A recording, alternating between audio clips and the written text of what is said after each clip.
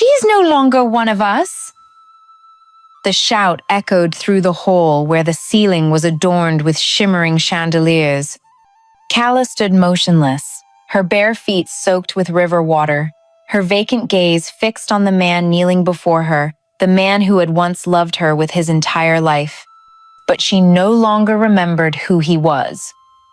Just a few days ago, she was the woman the entire town praised for saving them from the ocean's wrath.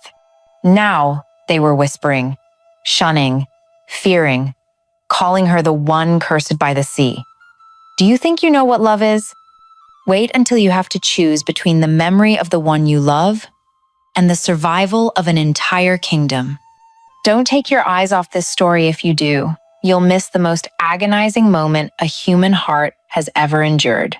Once upon a time, when the moon still whispered to the waves and the wind had not forgotten how to sing, a strange creature was born where the Mississippi River embraced the vast sea. She was a mermaid, her skin a radiant bronze glowing under the sun, golden scales shimmering like the sunset rippling across the water, and jet-black hair cascading like a living ribbon of silk entwined with the waves. People called her Calla? No one knew exactly where Calla came from.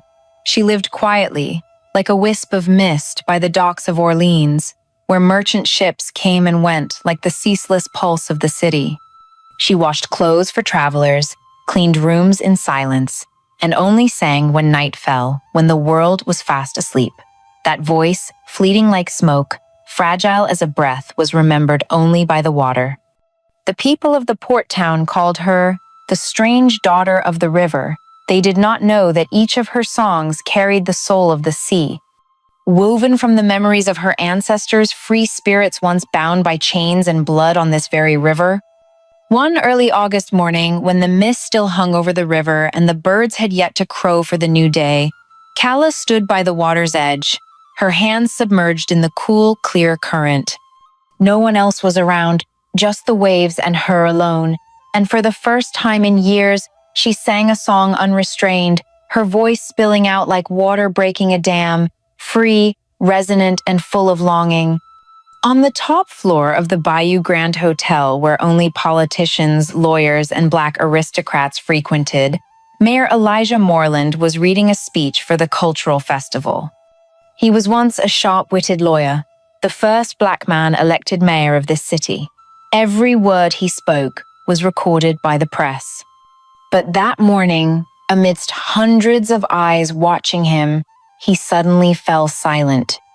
A melody had cut through his thoughts, piercing the ancient brick walls, slipping past the white columns, and striking straight into his heart. It was unlike any music he had ever heard, not grandiose, not forced. Just a voice so raw and haunting, like the cry of ancient souls echoing from the river's depths. Elijah stepped out onto the balcony, his eyes scanning the rooftops and the bustling street below, then stopping.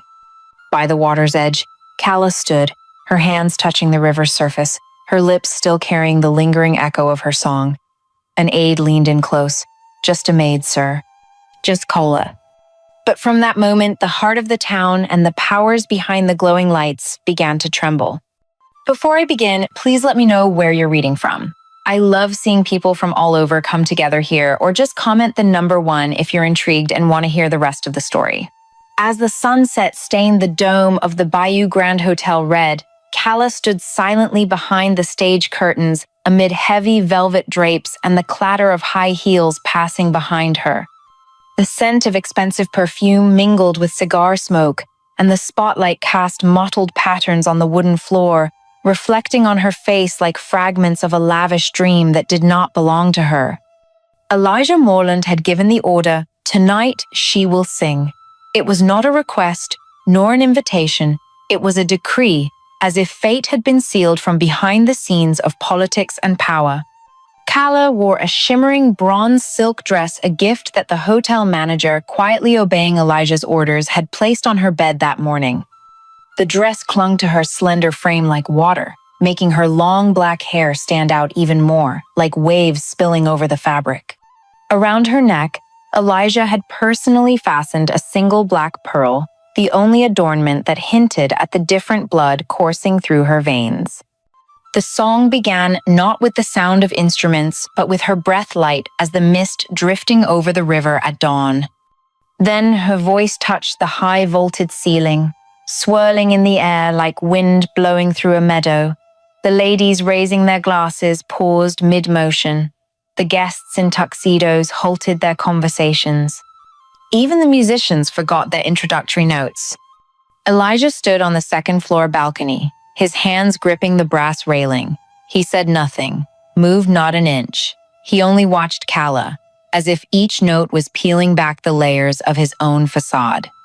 That gaze was not that of a mayor appreciating a performance. It was the look of a man who had just realized he had lost something long ago: life, truth, or simply feeling. When Calla stopped singing, the room seemed spellbound. Silence. Then applause erupted, not the polite, perfunctory claps of social decorum, but a mixture of awe and astonishment. Elijah stepped onto the stage. In his perfectly tailored black suit, he looked at Calla, then turned to the crowd. "From now on, Calla is no longer a maid. She is my companion." Those words fell like the tolling of a church bell, resonant, irrevocable. But like any melody played too soon, they disrupted the rhythm of other hearts. In the shadows at the back of the hall, a few wine glasses paused mid-air. The eyes of the ladies hardened, and polite smiles began to curl like gleaming daggers in the light. Calla stood still, neither bowing in gratitude nor smiling in joy. The chandelier's light illuminated the scales on her neck, where golden outlines seemed to reflect a truth no one wanted to see.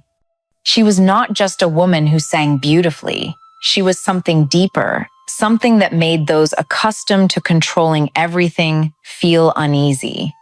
That night, the town began to whisper, "A maid who sings like an angel.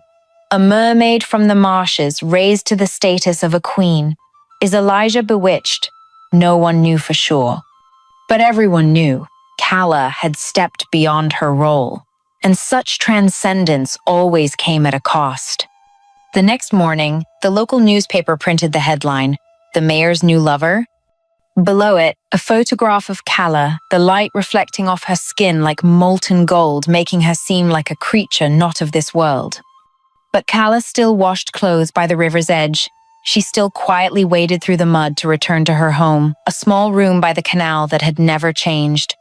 Only now, from that day forward, every time she sang, she felt something had vanished her freedom. And in every glance directed at her, there seemed to linger an unspoken question.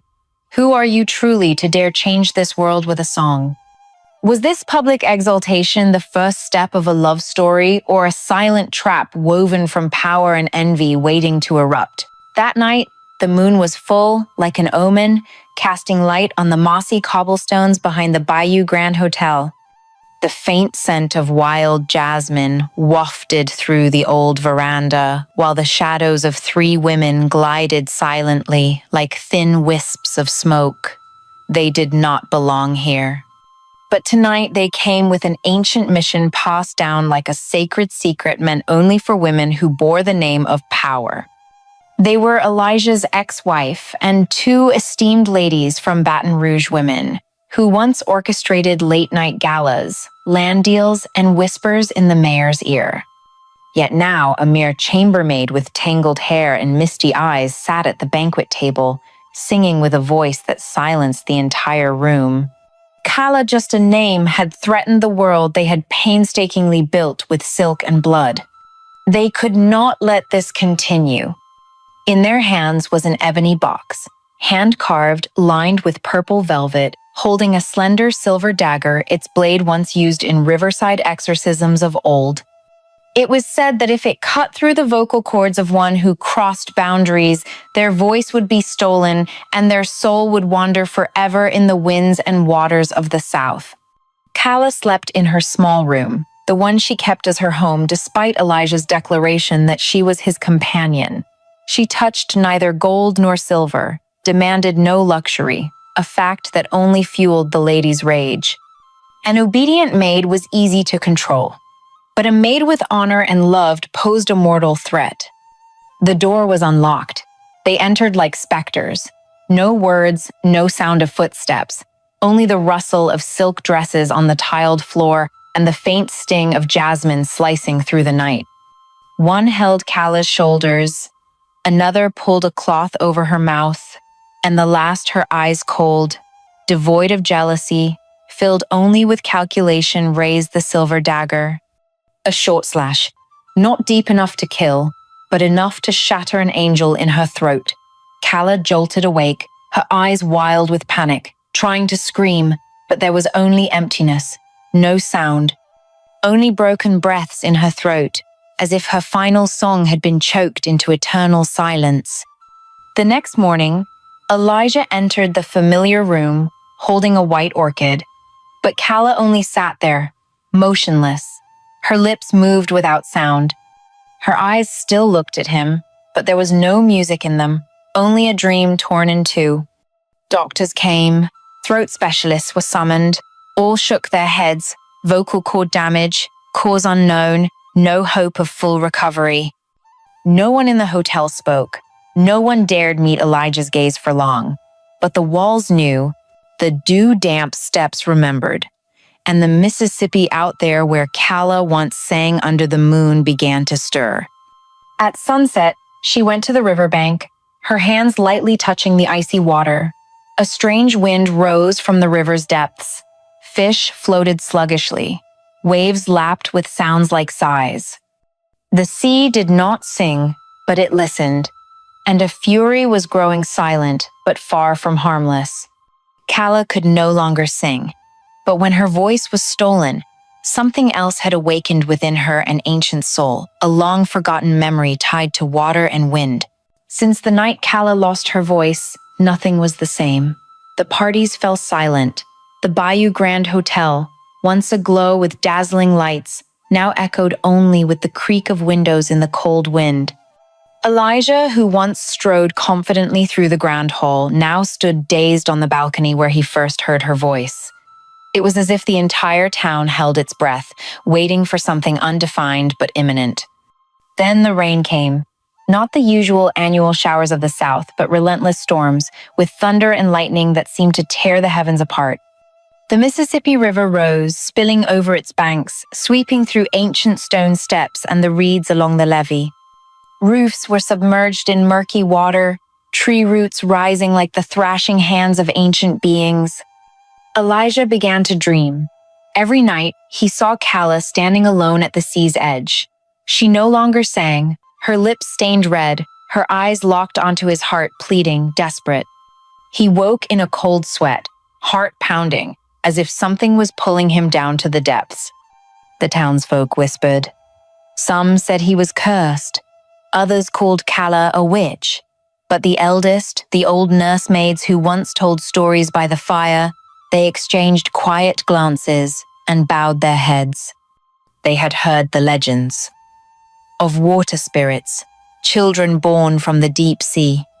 Once wronged, the sea would demand blood to sate its wrath. During a prayer vigil at the Marshland Church, as the townspeople gathered to pray for the rain to cease, a figure emerged from the haze of incense smoke. She was an old black woman, her white hair wild and tangled, walking slowly with a staff carved from an ancient oak. No one knew where she came from, only that when she spoke, all whispers fell silent. Someone has stolen a voice that belongs to the sea, she said, her voice like water dripping onto stone. That voice was the lifeblood of a being not of this place. You thought she was just a maid? No, she is a daughter of the waters. And the sea demands its debt. The candlelight flickered. A child cried out. The church doors suddenly swung open, wind rushing in with the scent of sea salt in a town far from the ocean. The congregation quietly slipped away to their homes, fear seeping into their bones. Elijah sat alone in a room lined with old legal books. Before him was a candid photograph of Cala, smiling with a hand shielding her face from the sunday. That smile had once made him believe he could change politics, this society, but now he felt as powerless as a child before a force he could not legislate, love, and loss. He sent for the women who had attended that night's gala. No one confessed. The maid who once tended to Calla had vanished. An old healer advised him to restore the stolen voice, or the river would swallow the town whole as it had a century ago with another girl. In desperation, Elijah went to Calla, now a silent shadow by the window, gazing at the river. She did not cry, nor did she smile. She only touched her throat, where once melodies had risen that made him want to love the world. But now there was only emptiness. And at that moment, the earth cracked. A sound like the sobbing of 1,000 children echoed from the river's depths. The water swirled in eddies. Dead fish floated white. Crops were swept away. The Louisiana town was no longer a place of springtime melodies, but a broken dream caught between two shores of time. Mini Hook. Elijah had only one choice left: to step into the darkness to reclaim the sound that once saved his heart. But would he have the courage? My dear audience, stay tuned for the next part that will leave you in awe. Take a moment to like the video, subscribe, and leave a comment below to let me know where you're watching from and what time it is for you. It's always exciting to see people joining us from all over the world. That night, the wind from the Mississippi was not merely nature's fury, but a sacred call from the deepest essence of Calla's being. She walked, barefoot on the cold earth, through moss-covered trees, past the old shacks where people once called her the maid, the girl who sings. But now, no one called out, no one dared. The ancestral shrine lay hidden behind a curtain of weeping willows, where river and forest met in darkness. The altar was built of salt stone, surrounded by statues of half-human, half-fish figures, carved with rough hands yet eerily lifelike. At the center stood a bowl of glossy black water, still, unrippled, reflecting no moonlight, as if it swallowed light itself. Calla knelt. The wind stopped. Then a whisper rose, not in her ears, but from within her bones. "Give me the blood of the one who loved you, and I will return your song." It was not an enticement. It was a command. The sea did not pity. The sea did not compromise. The sea, like her, only existed as its true self. And she, born of the waters, could not sing while her soul was bound by silver daggers and human salt. But before Calla's eyes, in the interwoven memories crashing like waves, was Elijah. The early days when she entered the hotel's hall in a borrowed dress, trembling as she wiped banquet tables. His hand extended to her amidst a prestigious gathering, pulling her into a circle of music and light. The nights he sat listening to her sing, silent, only nodding as if each note she sang was healing some wounded part of him. She had once thought love could transcend all boundaries, but now, love stood face to face with ancient justice, where there was no room for mercy. Calla stood, her eyes dry but fathomless. She no longer cried. She knew, if she killed Elijah, the sea would be appeased. The river would recede, her voice would return, and the villagers would cease their fear. But, in exchange, her heart would no longer be hers. She returned to the hotel at dawn. The first light spilled through stained glass windows, casting colors down the corridor where they once walked side by side. Elijah sat in his study, his face aged decades, eyes sunken from sleepless nights. On the desk lay papers for selling the hotel he had prepared to give up everything. Calla approached, gently placing a hand on his shoulder. Elijah looked up. They gazed at each other without a word, for words were no longer enough. Between them now hung a question. If love must choose between saving the other or saving oneself, is it still love? Calla stepped back. She knew his blood would not spill by her hand, but a part of him, his soul, his sacrifice, his trust, was what the sea demanded. And she too was torn. Choose love, or choose her voice, the very essence of her soul. The faint scar on her throat remained, a reminder. She touched it, then turned and walked out of the hotel. Not fleeing, not pleading, but like someone preparing for a final bargain. At the river's edge, the sky churned. The water receded slowly, but the sharp scent of salt lingered in the air, a sign that the sea was waiting. Calla closed her eyes, tilting her head back. In that moment, she knew.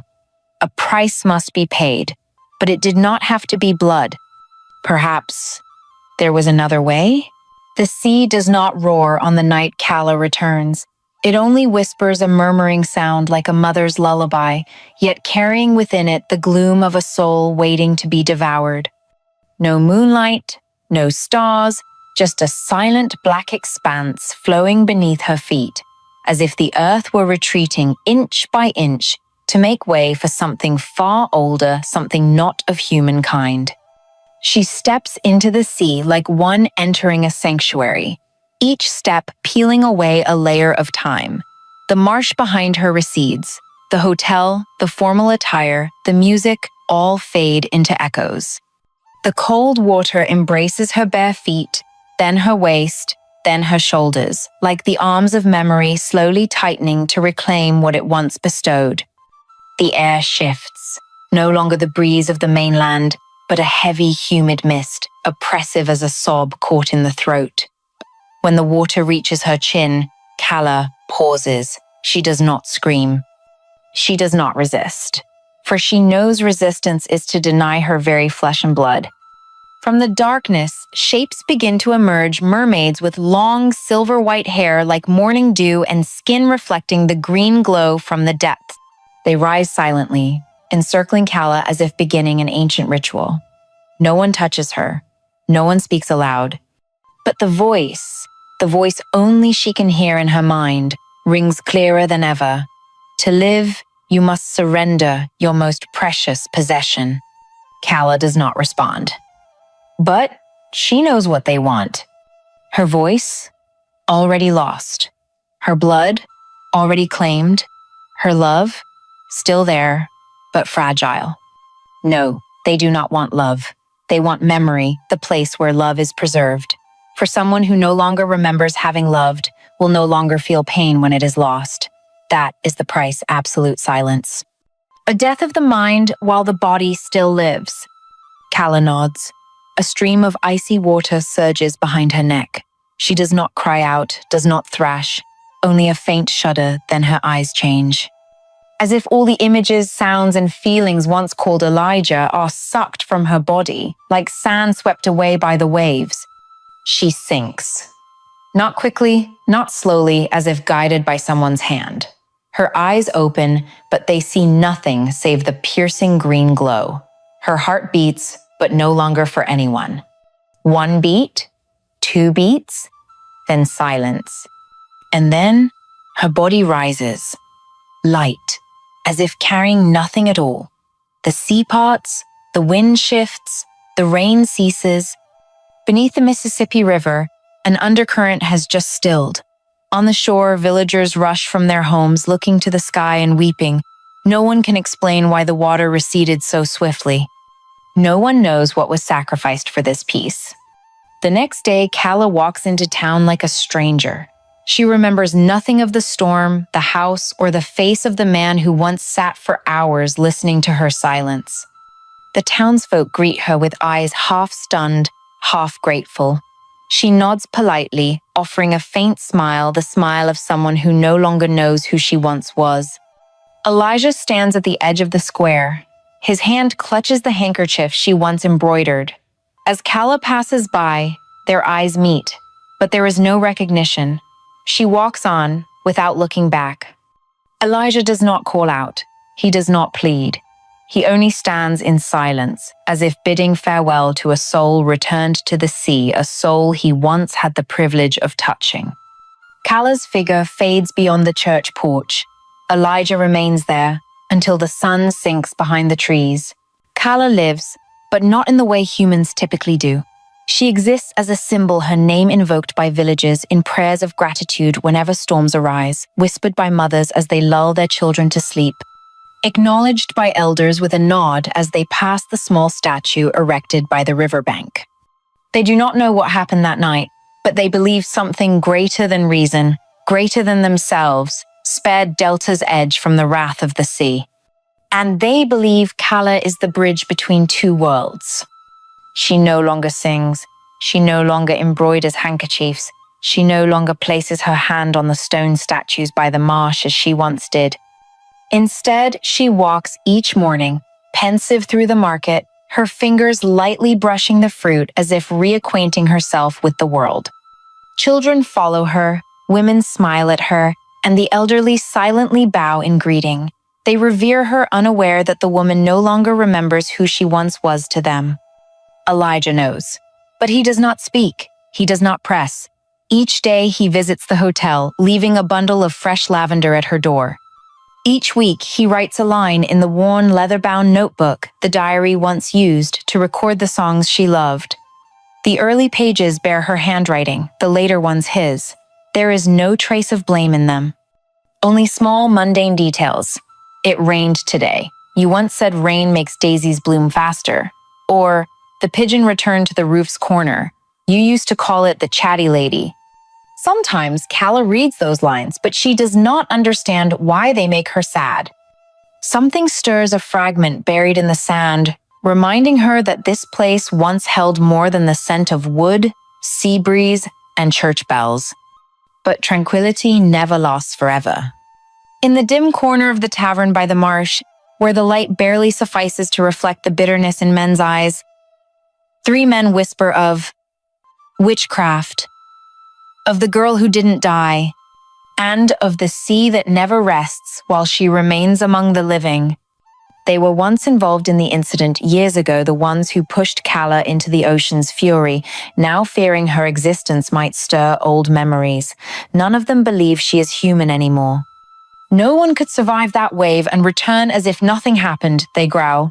She's part of the sea, and the sea never sleeps. And so, another plot begins. Not with whips or swords, but with rumors. It starts with a small question in the market. Does she ever laugh? It spreads to the bakery owner. Has anyone seen her eat? Then to the carpenter, the postman, and finally the sheriff. Fear seeps into the town like mildew into old wood. Some draw back when Kala passes. A few children are forbidden from nearing the hotel.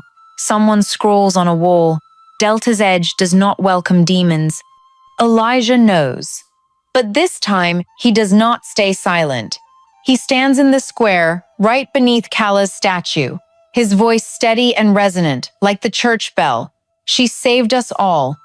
While you hid, she walked into the sea. Not one person died. Not one roof was swept away. And now, what do you say? That she's not human?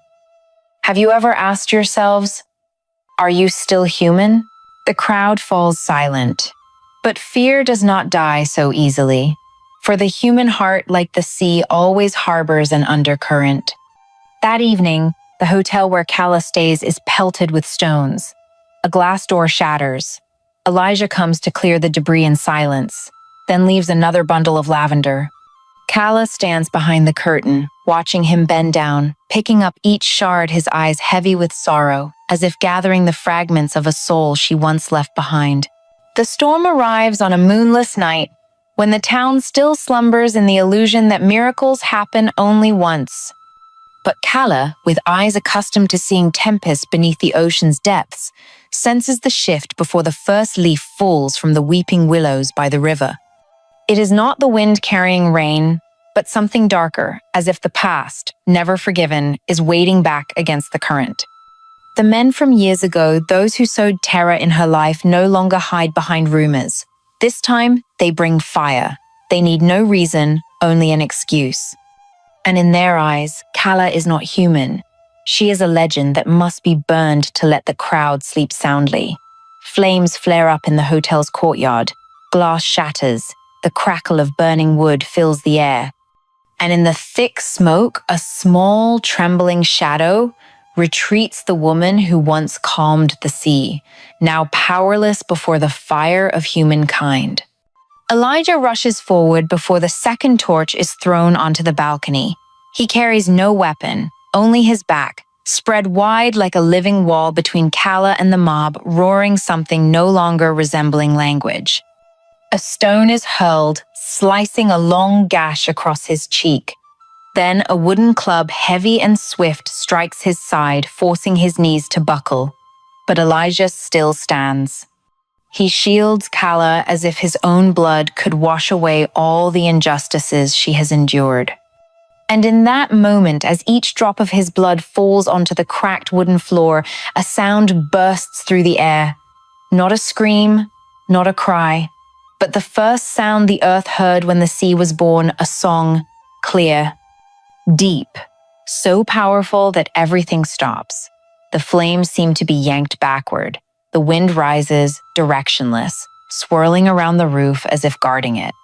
Kala does not recall when she opened her mouth, but the song pours forth as if her very body is an instrument buried for centuries, and now, through one man's blood, it is awakened.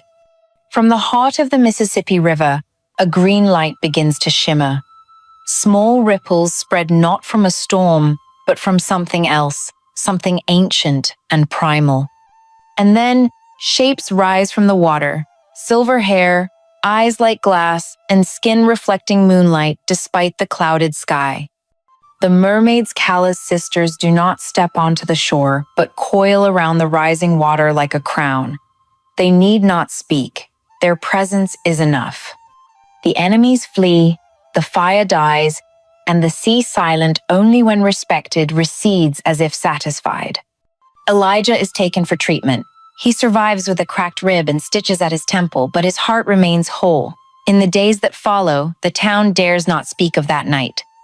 No one wants to admit they threw stones. No one wants to admit they believed in evil. But everyone remembers one thing. Kala sang. And Kala, she does not remember who Elijah is. She does not recall his name. She does not recall their first kiss or the days spent wandering together by the riverbank. But every night, when the wind sweeps in from the delta, she sits on the steps behind the hotel, her gaze fixed on the Mississippi, and she sings, not to remember, but to feel. Each note seems to piece together the scattered fragments of her soul, as if her heart still recalls what her mind has forgotten. Elijah, no longer standing close, sits quietly at a distance, by the rock where he once carved her name with a pocket knife. He asks for nothing. He expects nothing. He simply sits there, each night, like a lantern that never goes out, and when her song rises, he closes his eyes and smiles. Though she does not remember who he is, she still sings the song meant only for him. Is it memory that defines love, or is love the only thing that can transcend forgetting?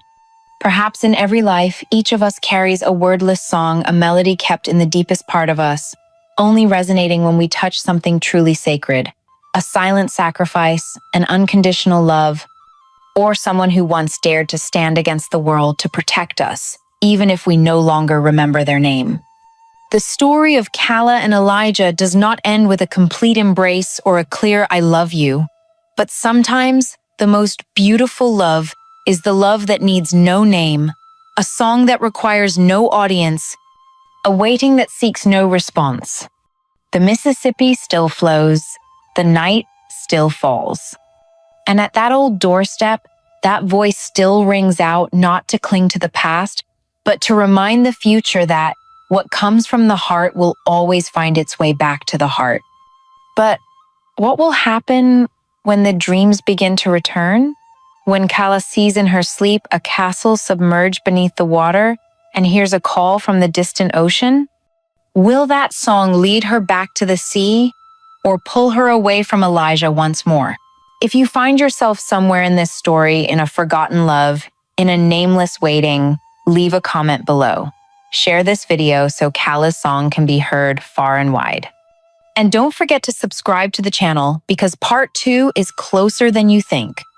Will you still listen when that song rings out once more?